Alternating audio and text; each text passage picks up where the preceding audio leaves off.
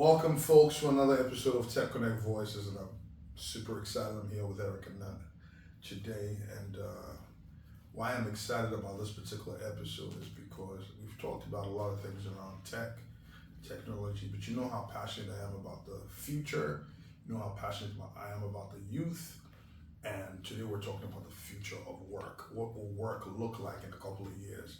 And not just future of work, but how artificial intelligence is going to happen in the future of work. Many people are scared for their jobs. Many people are scared about the future. And if you remember the last but one episode that I had with Dr. Boyson and the discussions we had around prompting. And by the way, yes, I'm a good student. This is day 6 in my training on training of the trainers with advanced engineering, prompt engineering, and I've been learning some serious prompting. I thought I was a good ChatGPT user.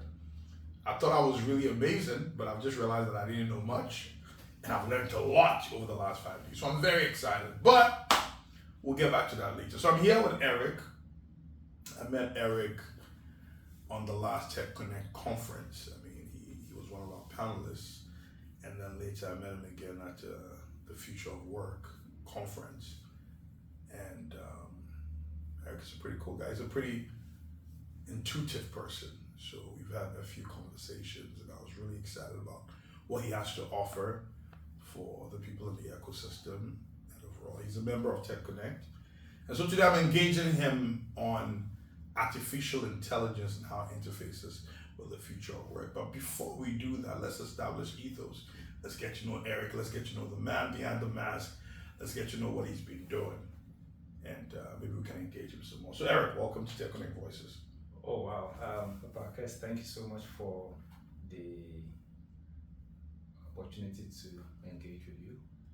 And I remember connecting with you on the conference a few months ago. Then last week our conversation really sparked more curiosity about the man, Marcus. So it's great to be here today. Following your work and your podcast, especially the last one with Dr. Boyson, yeah. It was quite fascinating, and learning how especially prompt engineering is actually being much bigger area to pay attention to. Kind of gave me a sense of excitement that we are not alone on this journey of trying to shape narrative, trying to kind of connect human beings to see beyond writing code. And so yeah, my name is Eric. I've done a couple of things. I love to be behind the scenes. But my journey started about 10 years ago when I worked with Huawei Ghana for like almost 4 years. And at Huawei, a lot of things were discovered. I don't have any engineering or computer science background. I did banking and finance in the university, but I've always... How long ago was this Huawei thing? I worked in Huawei from 2011 to early 2014. Interesting. Why do I feel like I may have met you there, but you may not even be aware? Were you there when Martina was there? Martina. And have you worked with Solo back when Solo, the time? So Solo, John was in account. Financial office. John, Eva, the HR. I forgot the HR. Charles. But were you there when they were helping us develop our wide area network? You know, they supported with... So I was in charge. I was responsible for Tigo, Airtel, RNG, and a part of Vodafone. Interesting. I was mainly in charge of Airtel and Tigo. Interesting. That's before they became Airtel Tigo. Yes, before. I mean, it is several months. Way before that. In fact, you were probably Zane. Was it Zane then? It was Airtel. It was Airtel, so that was later after Zane. Interesting. And then, so at Tigo, the amazing guys that we work with from engineering to the accounts. I was in charge of the accounts, so making sure the payments were flowing in. And I actually developed Tigo and Airtel business from scratch. We used to have MTN, but Vodafone was about 90%. MTN was a bit, because MTN had more of ATL, AT&T, and everything. So we're always pushing to get a lot of business from MTN, but what interesting. Yeah. So yeah, so that's when my journey started, and I'm more of a curious person. I learn more through observation. I'm not good at actually reading textbooks. But when I see do something, I pay attention. Okay, what's going on here? So at Huawei, I was pay attention more on how Huawei evolved from a small military thing to become a global superpower. And quite interesting, at Huawei, I was part of a team that started the Huawei business. They were what they call the Huawei phone. It's a name for it, I just forgot the name, but it was not part of Huawei core business. The phone was just about 3% of Huawei core business. So I was part of the team that actually set up the Huawei inventory, they call inventory. We started bringing Huawei phones and another thing. We started, mapping the plan, so I was part of it. So that was where, how could these people build such huge play? And we're already here consuming. And the amount of why started. Yeah, the amount of money these guys were making from Ghana, I'm like, why aren't we stepping up? Why aren't we getting a piece of the pie? And I wake up every day, I'm not seeing anything like that. RAG started something. I think we could have supported RAG to become the backbone for the nation. But unfortunately, we have a country where everything look on the lens of where you belong. I didn't understand these things. To be honest with you, I didn't understand these things. We all been very passionate about where you belong, but now the more I've exposed to different perspectives and different ecosystems, I read that it's not about where you belong, it's about value. And so then I read, we should have actually supported RAG. Maybe perhaps RAG could have become maybe our own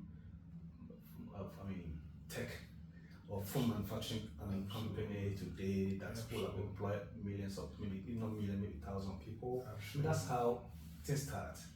With the backing of the nation, because whether we like it or not, the government is the biggest spender. Even Amazon, that is $1 billion today, they have the biggest contract from the defense. Of course. From their cloud and everything. So the government has a push to support indigenous and private sector. So, but that's just by the way. So after Huawei, I resigned because I was not happy. I was not happy on two things. I was not happy that I was not fulfilled in terms of what I think we could do. And number two, I felt like, okay, if I do this, it's 95. Yes, I need the money because I don't have any uncle, I don't have any support system. I felt like I could do more. So I resigned and started entrepreneurship journey. It has not been easy. The last 10 years have been very interesting. The lessons has really given me a lot to discover about myself. And I would say entrepreneurship for me is a calling. It's a calling of self-discovery. You discover yourself, you discover what really matters to you, what makes you a human being, what are your convictions, the things that form your belief system, and things that would make you wake up every day, want to do. That's what Simon Sinek calls the why. The why. And that's the why that keeps the business. So it's less about the return or the reward. Yes, you could end up becoming a billionaire. The reward is a byproduct. It's a byproduct. So in the last 10 years, I think I'm very lucky to have made that decision.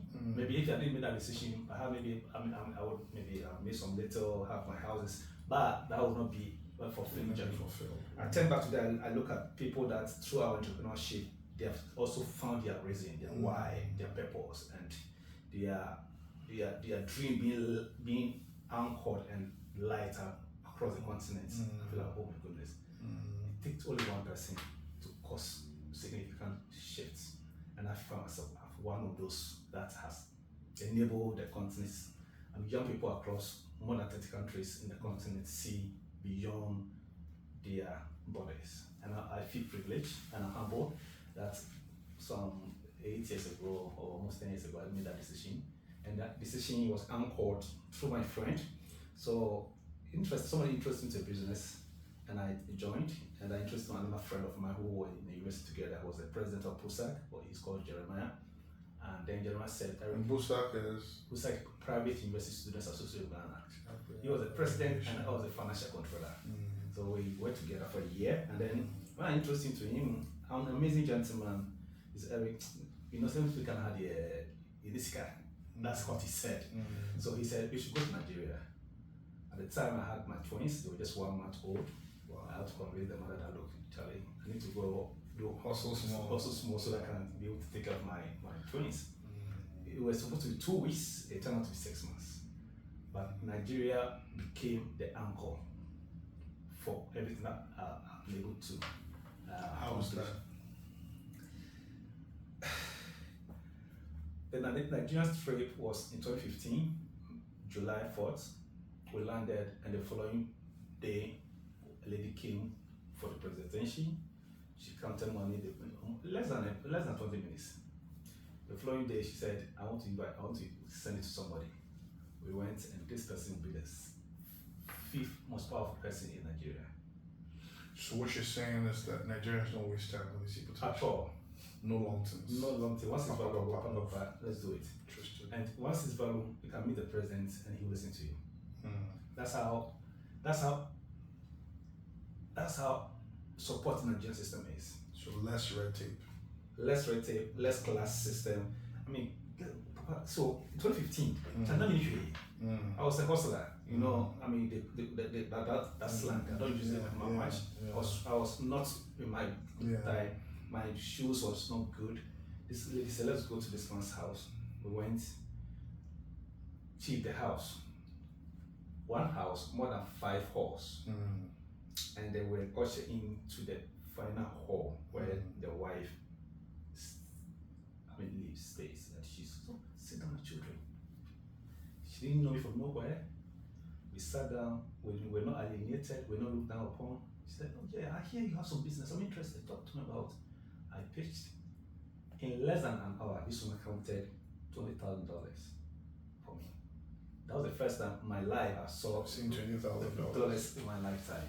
Make that money. So this thing is that Nigerians have this supportive aura. It doesn't matter where you come from.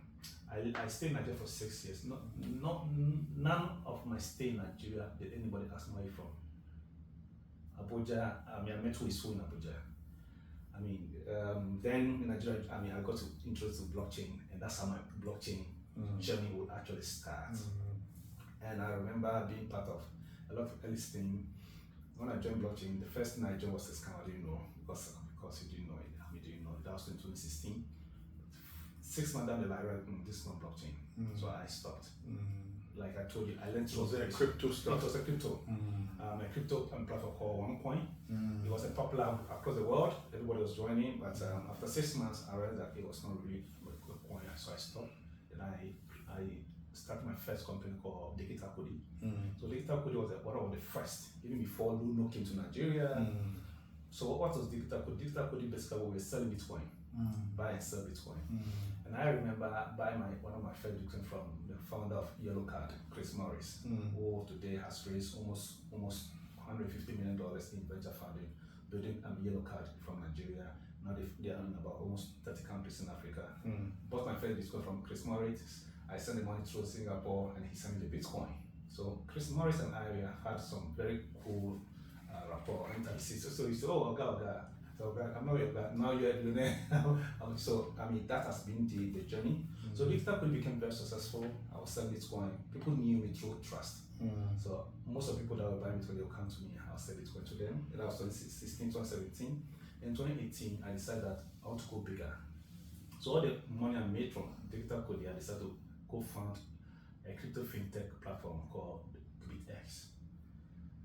With the two other co-founders, one from Nigeria, one from Angola, and the Nigerian one, I introduced me to blockchain. I actually started interested in blockchain. I remember he invited me to Lagos to come and do presentation for his friends, and eventually we became friends. He will call me, oh Eric, go and do this, and I'll go. I will not even ask him for anything now. Buy my own, take it, I'll go and do it for him. Eventually, he became like a brother to me. So when it became like I needed to found a company, I met this Angolan guy online. We're doing blockchain course on the University of Nicosia for 6 months. So Alex and I became friends. And so Alex, I think in Africa we don't do collaborative. We are not collaborative. Can we come together? Because he was doing Anglo bits in Angola, I was doing digital coding. Can we come together so we can become bigger? The Tambina has just started, raised $50 million. And I had a report from Cambridge that was showing the future of blockchain and crypto. Reading that document, I realized that there was nothing about Africa. That got me curious. I said, no, we cannot continue to be consumers again. We have consumed everything from our ancestors. Start creating. Till now, we are still consuming. Why can't you be part of this new narrative? So I said, let's do it. I said, hold on, let me talk to a friend of mine again. So I talked to Victor. It took Victor about a week plus. Victor who? It's called Victor Akuma Phillips.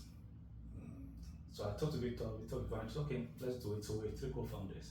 So the name Qubit X doesn't really have a meaning. So qubits were taken from my company, Digital Hoodie. So the last Q, the first KU, and Alex's company in Angola called Anglobit. So we picked the bits and we added X to represent Victor.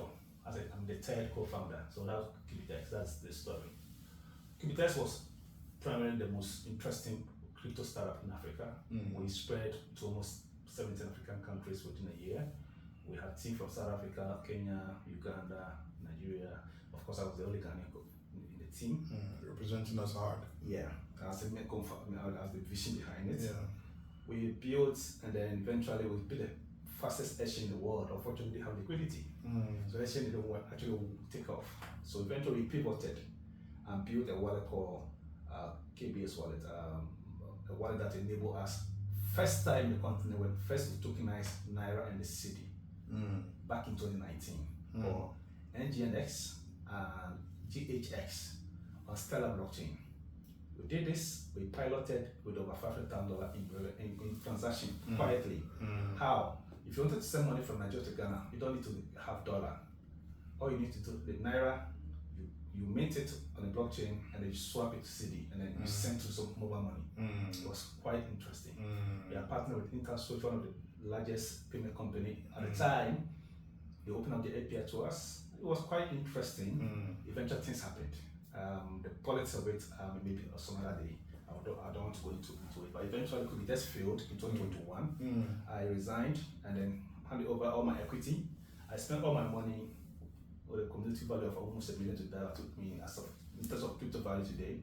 But eventually, when I realized that trust was betrayed, things were going the way it didn't feel like there's confidence, I resigned. Relinquished all my equity back to Victor and his Kaba and his team, and they accepted it. Eventually, they came back that you cannot resign because you are the main guy. So no, trust for me is betrayed, so I'll go. It doesn't matter if it's going to be $1 billion for me, it's about my name. I left it. Eventually, when I left, they said, well, if you have left, anyway, so the company eventually collapsed and failed. Then I moved on. Things became tough, but you know, the beauty of an entrepreneur, you never give up. Yeah. So I failed forward. Yeah. Instead of failing back. Yeah.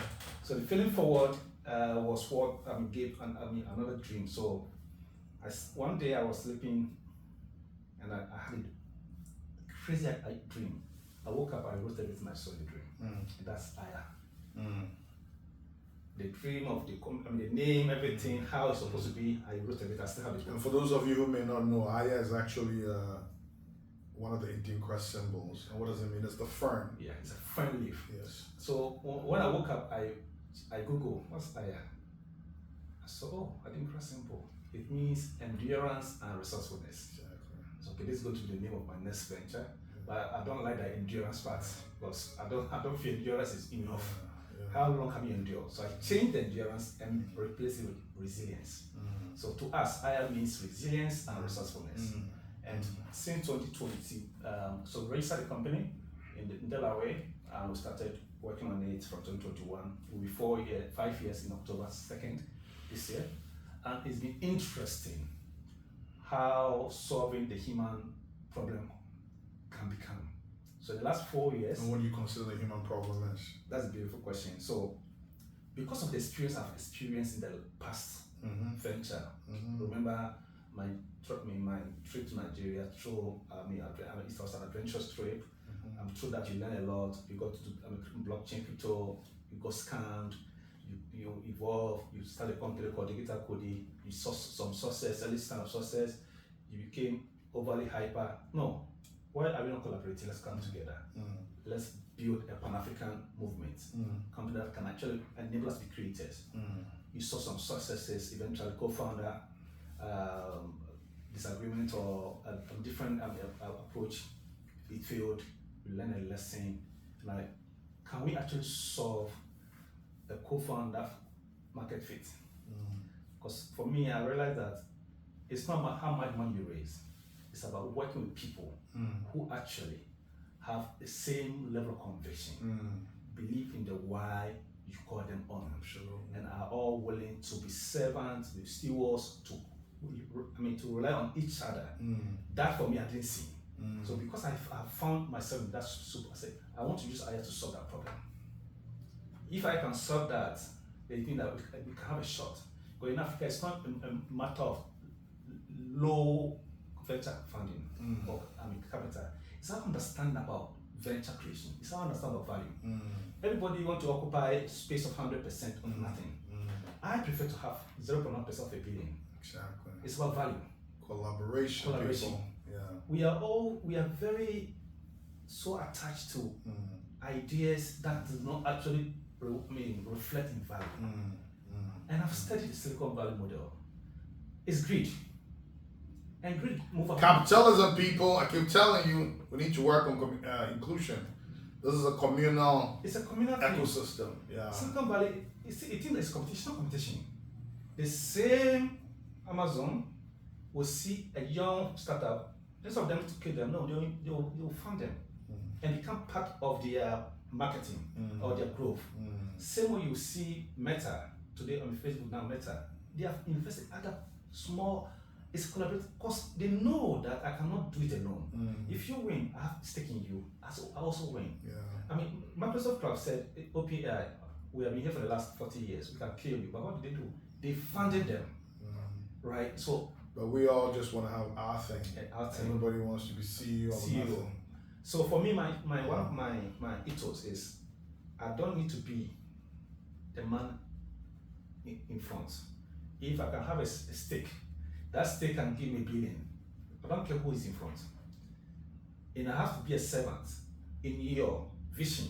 For me, when I read Alibaba's secretary story, where she fooled this man from nothing, and eventually her stake became billions of dollars. This is what we're talking about. This is what it needs to have value. It's not about how much quantity I control. Yeah. So I'm solving that problem of mind shift. That there's nothing in being attached to your idea. If you cannot execute an idea and turn it to the business that can give you that, forget it. It's not who is the founder or who is the CEO. Yeah. So that kind of servanthood is what actually kind of pushed her to say, we are going to build AI. We are going to create the largest resilient human-faced organization that seek to give economic liberty, economic empowerment to young Africans, that they can actually stay anywhere in the continent and extract and create value and extract value. That I don't believe that we need to all move to Canada. I don't believe that we all need to move to UK or US. Actually, the internet is the most powerful, the most unfiltered opportunity Africa has today to change our economic combination. Because we built, like somebody would say, the Georgesburg economy. Till now, we are still talking about the Georgesburg economy. Why? Because every competitor we have in this country is revolved either we say we want to do more good. I'm not saying they are not good, but time to evolve, people. How do we create a new dimension of economic factors, such that we don't necessarily need to extract our land? Because we are still giving birth. You do know 30 years from now, this Ghana population will 2 times. Believe that. And yet, the land that we need to protect, I traveled to Atlanta, and I visited my co-founder's family. The estate that they live, there's a forest. Which part of Atlanta is this? Some view, Stone Mountain. Stoneview. Stoneview. Yeah. There's a forest that the houses there are no more than 500. But the woman said, Eric, you cannot touch this forest in the next 100 years. You're not allowed. It's protected. It's protected. But even in Ghana, forests are supposed to be protected, but greed, so people. Do you understand? So these guys have a way of ensuring that their grandchildren will come and see things that they but we are not doing that. I feel that we can use the internet to actually safeguard our environment and create more value on the internet, borderlessly. So that has been my journey so far. Which leads me to now today. You talked about internet given access, but today we talk about artificial intelligence. Yeah. What does artificial intelligence mean to you? To be honest with you, artificial intelligence is not something new. I've been doing the research of artificial intelligence for the last 60 years. Okay. We only had the first breakthrough or more useful use case just 2-3 years ago. Okay. I'm not an expert. I'm a guy who actually drive business out of technology. I say technology that business doesn't make sense. And I also made some comment that technology that a human being, it actually doesn't make sense. Doesn't have value. So artificial intelligence today that everybody's talking about, there are layers of it. And I love how Dr. Boysen painted a picture that you don't actually have to be the one writing the code. You don't actually have to be the one creating the cloud or the chips. But there are other aspects of it that of Ghana we may not be ready to. Just you speak. OpenAI and the partners are building data center in Texas. It's crazy. Worth $500 billion. It's crazy. It's crazy.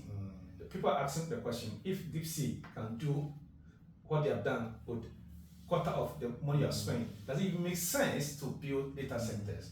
But then again, you ask yourself, maybe these guys are sitting on some data point that we don't know. Exactly. So it's the same way that people say, why are you building computer? Why are you building Windows? But we all know the effects. So from my understanding of artificial intelligence is that it's leading up into a new world where smart people are going to make crazy money. And young Africans, especially the continent where in the next 20 years, 3 out of 5 will be someone like you and I in the world. We're going to have an average age of 18. Yep. So what it means for us is that everything that we know possible today, if we don't prepare these young people to see how they can use artificial intelligence to become more smarter, then it means that we are actually creating a basket of people who preparation must meet opportunity. Exactly. So for me, I see artificial intelligence to be an opportunity for Africans, especially that we have the youngest population who are actually going to mine, like Doctor said, prompt engineers, who are going to use artificial intelligence to decide what the government or the Minister of Finance should think about. Use artificial intelligence to kind of mine data to enable us to see in the next 5 years what should Ghana prioritize. Our healthcare, how should our investment in healthcare be? How should education be?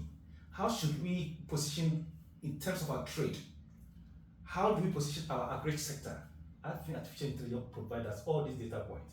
So decision making will not take us 5 years. Decision making can take us less than an hour.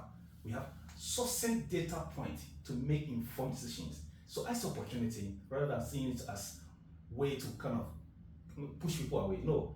But if you don't prepare, these young people, they're actually going to be nuisance in our society. They're going to be in serious trouble. The world is getting global. It's no longer competing with the same people you competed with. So now that you've hit artificial intelligence, let's segue straight into the topic of today. Artificial intelligence in the future of work. What is the future of work looking like? What should our people be ready for? How should our young people be taking advantage? The work we have done in AYA in the last 4 years, we are sitting on a lot of data points. Okay. You recently reduced a really good, or should I say, released a really good report from your new program called ZuAfrique. ZuAfrique, exactly. Yeah. So we actually sit on a lot of refined data. Okay. Data that are not fluff. Okay. Because we are actually putting the work. Okay. So we started by building a marketplace because we thought we needed more Africans to have jobs globally, remote work. Okay. And by the way, I have another person I'm going to bring onto the program later called Teddy. And that's one of the missions for Teddy. Teddy wants to create opportunities for people to get a lot of remote work. And we're going to talk to you. You don't want to miss that episode. There's a lot of people are doing things to make sure that they are leveling the playing field. But if you don't take advantage of it, just like somebody responded, a friend of mine called Tanenge from Nigeria responded, he said, look, the gap is going to widen, man, and people will be too late, and because of the uncertainty, trust me, that uncle and that organ that used to pass you money whenever you're looking for it is not going to be giving you money anymore. It's not because he's gotten wicked, but because he's also trying to protect himself. Things are shifting, guys. We all need to step up. But yeah, Eric, tell us what you have for us. So when we started, we just wanted to build a platform to enable Africans. Remember, our mission is to empower young Africans economically. Exactly. So that mission has not changed. So the first product we built a platform for us to get them to get room job. Okay, that was in 2021, of September. When we launched the platform, we were getting a lot of inbound. Then we hit another problem. We thought we had a lot of talent in Africa that needed a job, but they were not ready. Interesting, they were not ready. A lot of untrained talent. In our mind, we're building because unemployment is everywhere. Nigeria, Kenya. So you realize the problem wasn't unemployment, the problem was mismatch. So we had two problems. One, to shut and go and find job, or pivot. So that's our two questions. People are giving us this data point. The employers or people that connected to talent, tech startup in the US, in Canada, in UK, in Dubai. But Eric, even in Ghana, there are a lot of jobs. I'm telling you. You know, I have a Mahima platform where I put jobs. I mean, I see jobs put there almost every day. Almost every day. But it's mismatch. So these guys were telling us, these guys, their CV look good.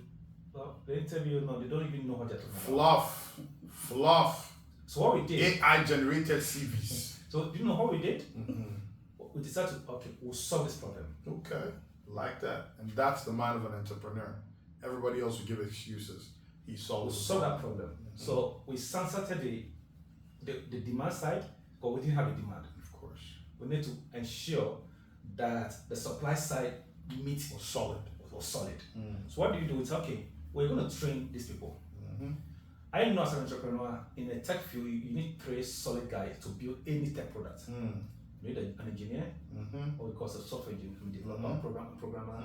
You need a product manager who actually talk to the end user what they need, get the requirements, and then you need a designer, what we call the product designer.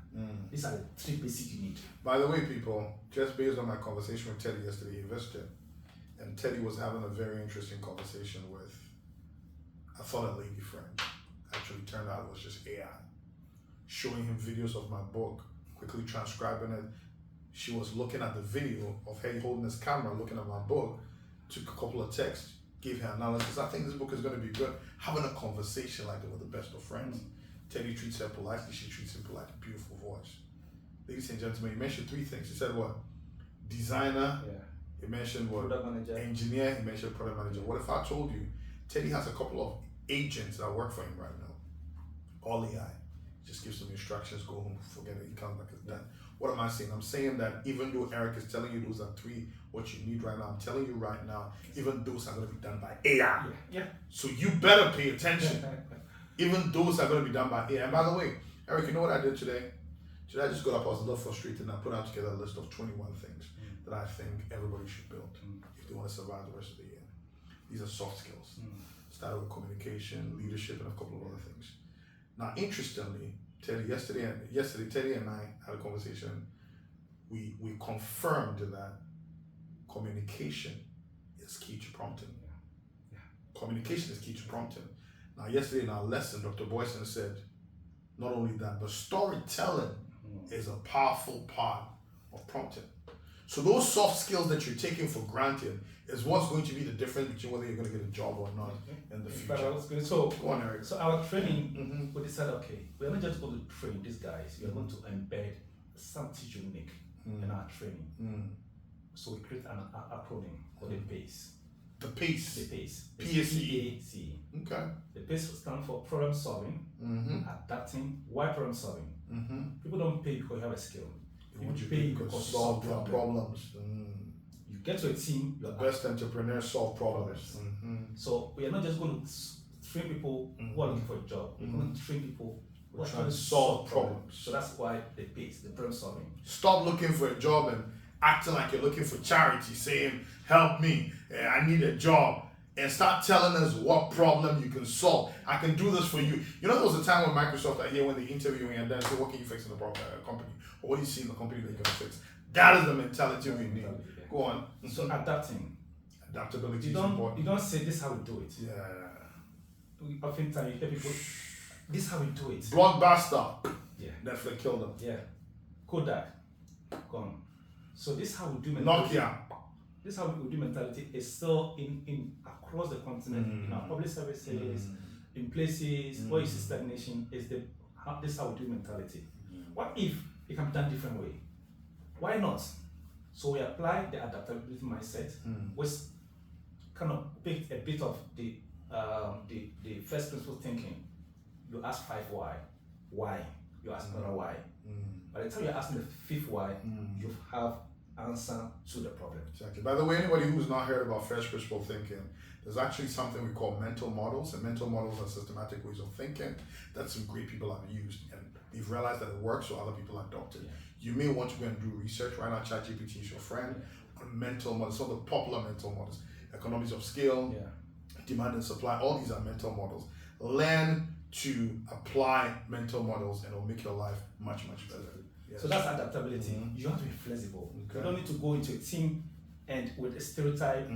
Don't be stiff, be open-minded. Be flexible. Exactly. Adapt to your culture. If their culture says that you have to wake up at 2 a.m., my friend. If their culture says you have to do yoga, be flexible. Don't say yoga. I mean, come on. A friend of mine asked me, he said, how do I reach Ghanaians? I said, you can start first and foremost by dropping, this is a friend that came from outside, by dropping the savior mentality. Secondly, forget everything you knew. And even when somebody looks stupid, and sometimes some people sound stupid, try to see the wisdom in their stupidity. You may be surprised. So that's adaptability. Then the C stands for creativity. Creativity. Oh my goodness.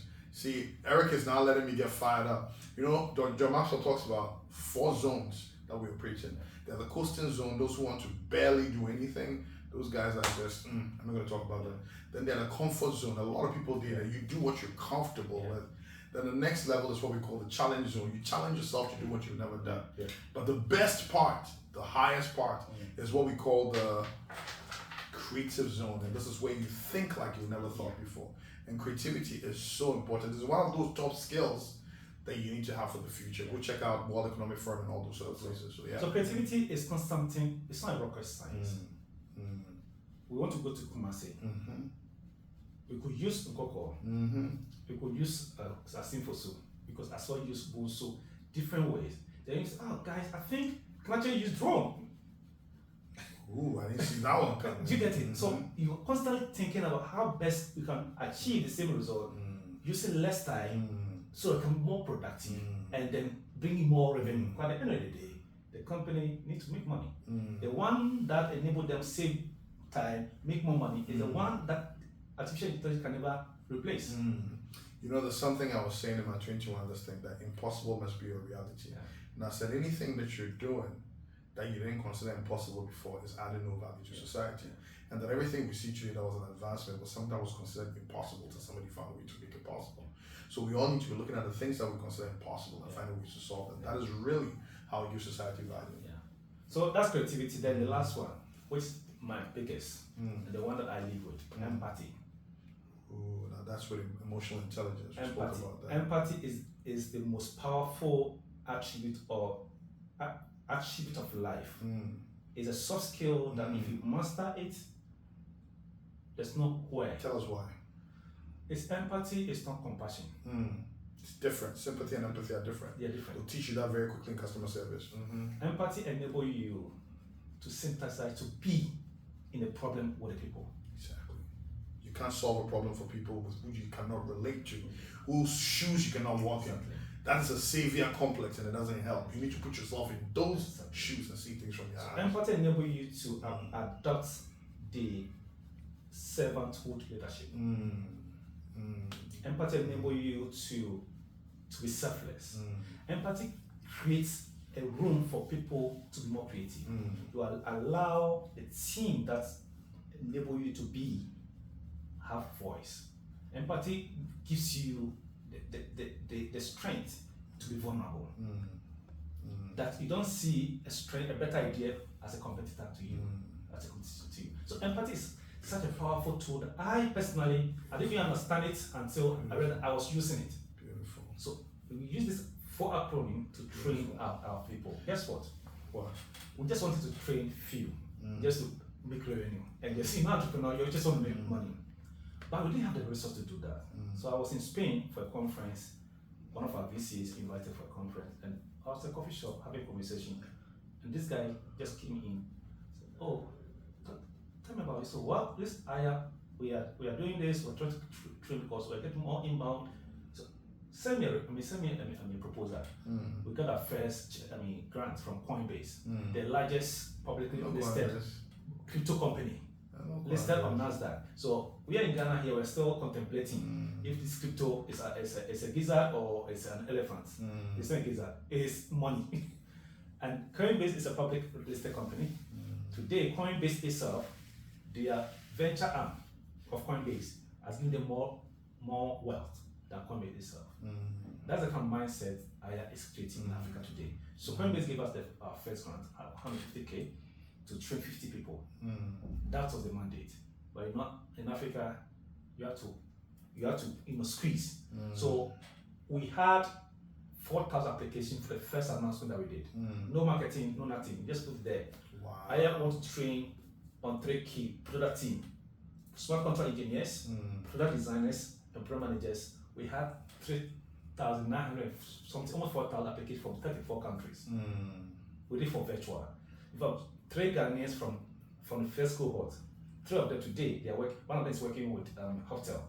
She used to work with Complete Pharma. She now works with one of the smart rising product managers at hotel today. One, Charity was working with one American company today. She just got a scholarship. She did her master's in France today. In fact, just on Friday, I went for Fido. They did a program in their office. I was just walking. It just was, "Oh, are you Eric? Do you know I did your product management program?" And this was, wow, I didn't even know. Beautiful. So I know there are more Ghanaians who took it, but I may not know. That's the impact we did. And so we did 2 cohorts. The second cohort, together we had over almost 8,000 applications. So as of today, we have 300 combined software engineers, product managers, product designers, all in blockchain space. So most of them have built their own companies, or they are working with some amazing protocols, earning minimum of $2,000 monthly. Eric is a true evangelist. Which is great for so far. But something happened in 2023. That the gig platform, you have the training, is not enough. So all these guys that we train them to be product builders. So by the time you're finishing, you have built your own product, your pitch. Then there's no, how do these guys actually now, because there's one team building a product and there's one team building a business. They're not the same. So oftentimes people have a skill, they're just building products, they are just writing the software, but the art and science of building the startup, they don't have no knowledge about it. But we don't have any, in our universities, these things are not fundamental to us. One university in the US that I love the most, I like and I follow them, is called UC Berkeley. Berkeley is one of the Ivy shows. UC Berkeley has a model. By the time you enter the school first year, you are paired to another student. That you have your collaboration. Your co-founder. Co-founder. So you are talking about your idea, you are pitching. By the time you are in 4th year, you already have a mentor, maybe a Fortune company CEO who you are paired with, guiding you. We don't have this kind of thing. So we decided, okay, if it's not there, nobody's doing it, why don't you do it? So we started of something called the Aya Founder Program in 2023. We piloted with 7 companies. 2 of them were Ghanaian companies. Today, one of the Ghanaian companies that we did a pilot with is called Soccerzim. Soccer, then SM, Soccerzim.ai. You can check it out. These are 2 Ghanaian founders, never traveled to Silicon Valley before, never raised, but they have over 300,000 users globally. They built a platform that is competitively powerful, like any product that is built from Silicon Valley. So the Aya Founder Program, we saw that, this could work. We read that nobody was doing early stage incubation in Africa, like from 0 to 1. And we have been in the trenches of training, from talent marketplace to training, Now you have built a team that can actually build a startup. Mm. But these guys, they'll just do and pitch, just like we do project work in university, and then it's left in the cardboard. We didn't say no. This guy cannot let them just let the idea die because there's no other support network. So why don't you solve this problem? So we just solve. And today, the Aya Founder Program is the biggest early stage incubation in the continent. Today, as I speak, Aya Founder Program is called the Aya Incubation Program. We have a partner called LISC. It's an L2 protocol based in Berlin. They partnered with us last year and combined we've incubated about 30 projects so far. We're doing the second cohort now. The last 2 weeks they will come and spend. I will invite you to be one of the mentors to speak with them. I mean, it will be in August. We are flying 12 founders from across. I mean, of course, the current one we have 34 countries representing. So of course we have to go through the program. The 12 final projects will all fly to Ghana for 2 weeks in person before they graduate. It's the largest, and in combined, this early stage startup have raised cumulative about $1 million so far, and we're excited about the small beginning, and that's now bring us to another phase of our journey. In 2023, I was part of a group of people that was selected by Vitalik, and by the way, Vitalik is a co-founder of Ethereum, the largest programmable blockchain in the world today. Shout out to one of my guys, he's at Texonnect here, Come. He's a blockchain guy, and he introduced me to a lot of these different platforms. Yes. So Vitalik invited 200 people. So he was thinking in 2023 about how do we move this technology from back end, you're a tech guy, back end to front end. What that basically means that how do we move this technology from just code to a more consumer-facing applications. To do that, you cannot just do that by sitting on your computer. So we decided to invest something new called Zuzalu. So Zuzalu brought 200 people of high agency individuals across the world. I was fortunate to be one of the few Africans who were there for 2 months in Montenegro. And in Zuzalu, there were AI people, there were crypto people, blockchain, biotech, different background. And I saw in real hand magic happen. One of the conversations we had in Zuzalu with some folks was about stablecoin. And I have background in that. My startup built the first stablecoin even before stablecoin became a thing. So I showed them the data. The following 2 days, I saw them do a hackathon on the conversation that we had. And that product today, that conversation that they used to build the hackathon, that product is called Diamond. Diamond is one of the fastest growing crypto product, the payment product today in the world. And so when I saw that, I just called my team and said, guys, I've seen something here. I know I gave a talk that blockchain is a need in Africa and emerging market. It's nice to have in the West. In front of them, Vitalik was sitting there, Timbiko was here, all the big boys you can think of in the space. They were there. I said, you guys don't need this technology. It's just a nice for you. It's a need in my part of the world. Why? Because for the first time in my lifetime, I can have financial access included without a limitation. Like paper is a block Ghanaian. If you can use paper, there are a lot of services that you cannot use as a Ghanaian. But blockchain is not like that. So I see blockchain to be a need. However, that was not backed by data. We don't build anything in Africa. We're just doing meetup, conferences. So Aya came back and changed the narrative. Because you see, we are very bold. We are very, very audacious. We may not have the resources, but when we see that it works, we want to practicalize it here, and the word pragmatism. So we came back, we changed the narrative, started talking about, no, we need to change the conversation from training to builders. So in the last 2 years, the entire Web3 ecosystem in Africa has changed from narrative of training, talent, meetup to now builders. And to do that, we set up the first builder incubation hub in Africa. First one was set up in Aboko here in Ghana. Wow. It's here. It can accommodate 30 people to stay there, internet, everything, electricity 24/7. Just stay there, focus on building, have focus and build. In the last 1 year, we've launched about 10 projects from there. This year, we launched another one in Kenya. So as I speak, we have 2 special economic innovation hubs in Kenya and in Ghana. And in combined, we've launched about 15 startups from these hubs. That is the future. And most of the conversations going on today as I speak, there's a team led by Balaji. Balaji is the guy who is talking about more about network state, the future of community.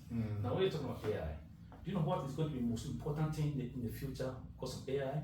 It's relationship, it's community. Of course, that's also one of the 21 things. Exactly. Guys, you need to look for these 21 soft skills, man. The more Eric is talking, the more I realize. In fact, you know what? If you don't look for it within the next week, I'm going to start charging for it. I'll charge for each one. The most important value driver or important factor in the future in the next 5 years is going to be relationship and community. That's why I need to start building, deepening my communities. Mayhem, I hear about Texonnect, EthSafari. And that's why I is number one voice when it comes to the pop-up city culture. So last year we piloted one in Accra. We brought 120 people from 5 countries, stay here in Abokobi, the women's center, Presbyterian Women's Center in Abokobi for 2 weeks. 120 people from Nigeria, Uganda, Kenya, China, Ghana, and a lot of magic happened. Some of them were left and formed a team. Some of them have raised almost $300,000 in funding. Then we did another one just 2 months ago in Kenya called ZuAfrique. Beautiful. It's the first human layer pop-up city that has been created in the world. They all came out of Zuzalu. So after Zuzalu, there are different ones. There's EdgeCity, there's Zuzalu, there's Zuconnect, there's different ones, more than 50. ZuAfrique is one of them. But ZuAfrique created something it has never happened. Even Zuzalu didn't happen, which is coming together with people without talking about, I'm the founder of XYZ. I've raised $1 million, I've raised $100 million. We didn't share, we didn't sell, we just wanted to be human. And after 2 weeks, we saw an unimaginable connection. Beautiful. Collaboration that happened organically. Because people were able to connect with people beyond the fluff.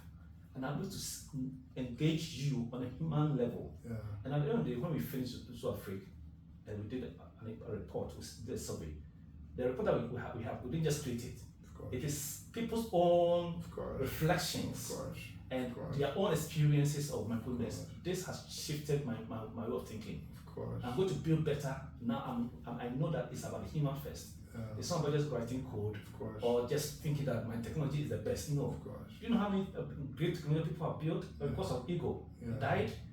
So if you don't know how to connect with human beings in an era of AI, AI will not solve all the problems. Absolutely. Humans will remain humans. Exactly.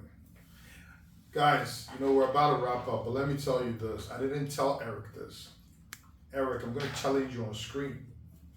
All of them are witnesses. Eric, you're going to build this model for us in Texonnect. I think Texonnect, we have all the big boys, we have all the brains, we're amazing, but I think we need that deeper connection. And so whatever you've learned from your zoo, whatever you've learned from all these other places, we need to build that proper pop-up city you're talking about. You show us how we can deepen the relationships in Texonnect, deepen them so we can start solving real problems, okay? And so you're gonna help me with that, Eric, as a Texonnect member. That is a couple of days you were there when Eric said, what can I do for you? That's what you can do for me, Eric. We need to deepen them, because that's when we're going to see the real power of Texonnect. The other thing I wanted to talk about quickly about the empathy, and I'd like to talk about one of our Texonnect members, Kofi Martin, is one of actually the founders of Texonnect. And Kofi Martin, and I invited him once, I was running this other program called the BWPC Breakfast with Papa series, and we're talking about critical thinking. And he described critical thinking from 2 points of view. He said moving from egocentrism to sociocentrism. And empathy is really where that happens. That real critical is when you realize I do not live in this world alone, and anything that I do that is selfish is foolish, because really you do not live alone. So lowering that ego so you can appreciate that other people live in the community and engaging and leveraging of that community value. And so that's for me is empathy. And this is a wise guy, man. This is a wise guy, seriously. Yeah. Now, just so we stay true to our fans and those who logged in, can you give me like some 5 or 10 things that the young people and anybody else who's looking at having a job in the future and wants to survive should be looking at? Just 5 to 10 things that they should walk away with. I can give 1,000 if I want, but before I do that, if I want to reason why we connected last week to have a conversation is we've done all these things in the last 4 years. Okay. And the reason why we're very quiet, we're very negative, want to understand that where are we in terms of Africa's role, and we cannot constantly talk about opportunities when we ourselves are not taking advantage of are not willing, ready to support ourselves. Exactly. But one of the things we've also observed is that it's so difficult for black men to see black men doing something and appreciating it, because we don't believe that someone who looks like me can do what I have. It's the scarcity mentality. So that scarcity mentality, we call it the higher. We have a framework we shall higher. One of them is called the higher abundance mindset. Yeah, that's what you need. Move from scarcity to abundance. There's one of the 21. Look out for the 21 soft skills. And then we have the higher quality mindset. That whatever we are doing, it's not about higher winning. It's about the collective. Because you see, when this gentleman, they raised $1 million, or he's raised a token for market, in 5 years' time, maximum 10 years, everything's going to be tokenized. Stocks are going to be tokenized. If you yourself can tokenize yourself. Real estate is not going to be the real estate that we know. So the Ghanaian real estate that is coming up, matter of fact, is fractional ownership. And so the way we are looking at the future is the last 4 years we've done all this in the quiet. Now we have tons of data, provable data. Now we are launching something in the Web2, because we've been doing that in the last 4 years in the blockchain space, Web3. But people are asking, oh, can't you do this in the Web2? How do we, from Carbon, from Fidelity, from Star Assurance, from Enterprise Insurance, from Ghana, Port America, how do we also participate? Now we are ready. We build a tech platform, a tool, that's a human face tool, that enables any organization in Ghana to do what we call the corporate innovation playbook.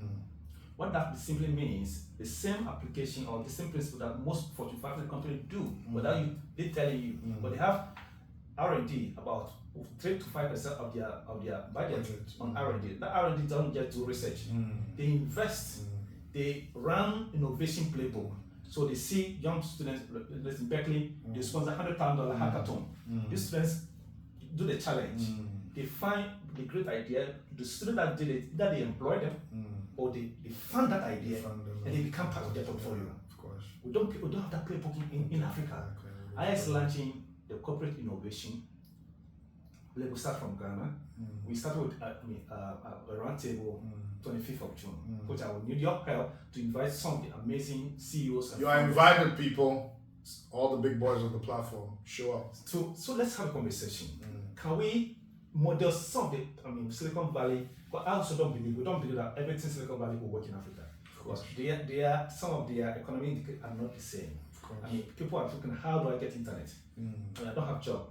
How can I buy internet? And a lot of people in America, they have food bank. Of course. We don't have food bank. So we don't believe the Silicon Valley model will work 100%, but there's some part of it that we have picked. Absolutely. And then modeling our own nuance and our own culture, because if you build without the culture, with the culture, you want to build the culture, it won't work. You have to build with the culture and the social set of the people. So I feel like you've said all the 10 things in here, but I want to make sure So what are they? The 10 things out to every young person in the university today. If you're in first year, your certificate is nothing. I'm telling them all, nobody is interested in your certificate. Okay. What people are interested in is problem solving. So 1, problem solving. Okay. 2, being adaptable. 2. 3, being creative. So let me give you an example. Creative means that you go to Papa Care's website. You're right. And immediately, I went to your website. I saw that you wrote A. Instead of the A should be that this way. You get attention. You want Papa Care to be your mentor. You don't just write Papa Care. You comment on Papa Care's posts, blogs. You follow him. Then you write a summary. Say, I've been reading your article for the last 1 month. I think that you should look at it. Tell them. I don't tire. That is being creative. Collect mentality. That's being creative. Oh. So we need to move away from extractive mentality to value-driven mentality. You hit the nail on the head. So creativity. Number 4, empathy. Empathy itself is a skill. Absolutely. Number 5, learn basic product design. Okay. See, when I talk of tech, people think that everybody in tech is coding. I don't code. No. I've never learned how to code. I've built 3 successful tech startups. Of course, they are failed. In Ghana or in Africa, when you fail, they think that you're not successful. In fact, in the US, if you fail, your chance of raising millions of dollars is higher because you have experience. So learn the product design, product management. Of course, you can learn how to code. You can learn that one too. Blockchain, smart contract. I will add on learn how to code, learn how to prompt. Yes. Okay.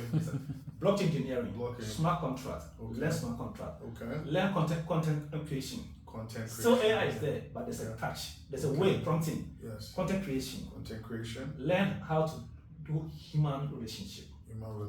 How to bring people together. People connection is key. Is a key skill. It's not all about all the fanciful skill. I mean, our fathers told us go to school, get a good grade, get a good job. Now it's like go to school and get a foundation. Use the school as a leverage to build value around yourself. Exactly. So these are first thing. Problem solving is number 1. I mean, in everything, if you're not solving problem, I'm sorry, your certificate is. Eric, you gave us 8. 2 more. 2 more. I mean, of course, I can give more. I mean, community management, but more blockchain. Learn how to manage communities. Oh my goodness, Eric, you just validated me. Community management is super essential. And then virtual assistants, this is still going to work because people still need people to schedule their. I mean, so virtual assistant, a good virtual assistant, and nothing less than $150,000 a month. I mean, a year in the US. In fact, diagnosis and virtual assistant earns about $3,000. Wow. So imagine you're in that position. So virtual assistant is not something that so PAs get ready to virtual assistants. I mean, executive assistants. These are very important. It's going to be global. You don't need to stay with the person. You can manage the person end to end. Virtual assistant. And maybe I'll just add. Of course, if you can be a good YouTube content creator, it has not saturated. There's some more. That's why you have to go and subscribe, people. Let me also get some TechConnect voices. Exactly. Subscribe today so you can get more. And then digital asset analyst. If you're an accountant today, learn how to keep crypto digital asset books. But we still have people who are struggling to understand how digital asset works. So if you're an accountant today, why don't you think of to learn how to become digital asset bookkeeper, accountant, financial analyst? These are all new set of skill that it's open in the market. This is gold, man. Thank you so much, Eric. You're welcome. TechConnect Voices thanks you. The future thanks you, and the future of work. You've given us some clarity. Stop just chasing work just for chasing work's sake. Stop being unprepared, guys. Let's get serious. This is the future of work, and AI can help you with all these. Well, not all of them, some of them, but yeah. AI is changing. AI is doing a lot, but I feel human beings, we are the largest, the most sophisticated innovator in the world. Human beings ourselves, we are the biggest innovation. So AI is the fear of AI is going to take everything. So I don't believe, I'm not on that. I think that AI is going to increase of opportunities. And those who are prepared for it. Exactly. If you're not prepared, of course, AI will wipe you off and bring somebody who understands what AI needs you to do. We need to get serious, people. We need to get serious. Thank you so much. It's been another episode of TechConnect Voices. In fact, we could go on and on and on. This is a fire, man. And I'm glad that we had that conversation last week and we decided to do this. And I know that right after this, when we put this out there, there's going to be a lot of people reaching out. IA is going to be a buzzword. And we're going to get those stakeholders that we need for that stakeholder meeting. So let's keep pushing. Keep watching TechConnect Voices. If you've not seen the previous 15 episodes, so there's 16 episodes, go watch it. That's number 17. This is season 2, episode 7. We have more coming. And it's about to even get crazier. God bless you. Stay tuned. Thank you, sir. Thank you.